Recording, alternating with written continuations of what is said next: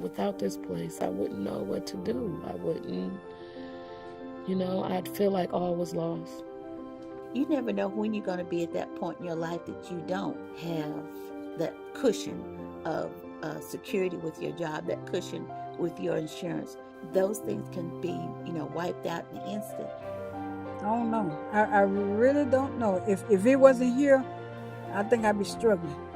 I wouldn't made it this far if it weren't from this clinic. I would be at the mercy of the emergency rooms, piling up debt. I can't imagine where I would be if I hadn't have gotten the medical help that I did. I felt like a new person. It was a whole door had been opened for me, and I'll never forget that.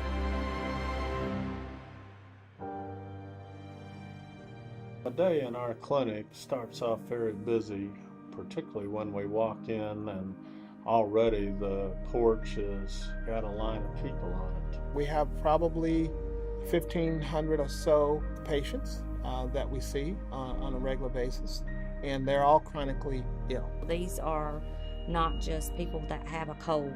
These are people with heart attacks and diabetes and COPD and multiple sclerosis, just diagnosing new things every day. What we have worked out with the hospital is to try to capture those people that fall between the cracks.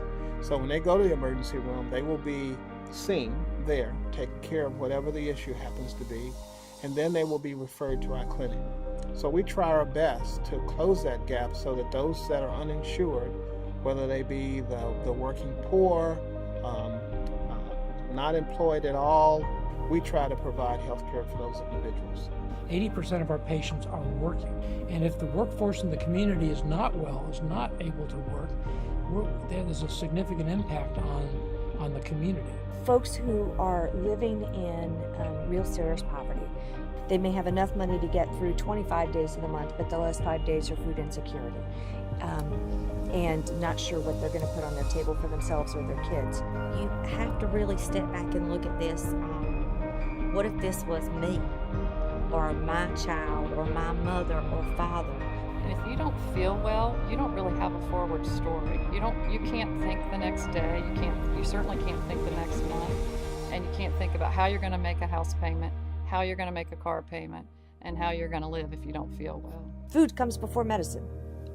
That's just real. And most parents are going to put their kids and their kids' needs above their own. It's really a life and death situation for some of these individuals, because without the medicines that we provide them, without the care, without the advice that we give them, and the monitoring of things such as blood pressure, blood sugars, and things like that, they would rapidly spiral down into all sorts of medical complications that eventually could lead to death.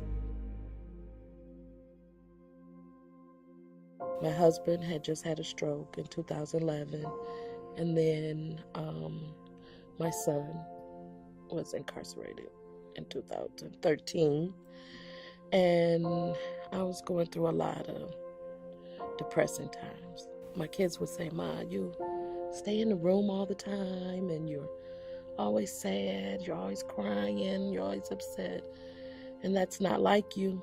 And the clinic just told me that you had a lot of hardship, and we can help you get through this. They're fighters, they're proud, and so a lot of times they put off what is a very serious condition, like the woman who had a sore throat thought she could do a number of home remedies only to find out in the test that she had lymphoma. She put it off almost to the point where the cancer had advanced past treatment, but fortunately, because the primary care docs came alongside, the oncologists, the radiologists, that treatment actually put that cancer 5 months later into remission. And that's our goal, is not just that one fix, but to make a permanent change so we can keep patients healthier, happier, keep them out of the emergency room. I can remember many times whether it's a cancer diagnosis, a congestive heart failure diagnosis, an emphysema diagnosis, if they had been on medication or treatment initially, within days, weeks, months, sometimes years before, oftentimes very inexpensive treatment, their lives would have been spared, which is the greatest loss, but also the suffering that their families, their communities, their work, co-workers, etc., experience with their loss or illness would have been mitigated, and they would have had a more fruitful, full life. I know that we're saving lives. I know that we're changing lives. And I get to do so with a team of amazingly dedicated, compassionate, loving people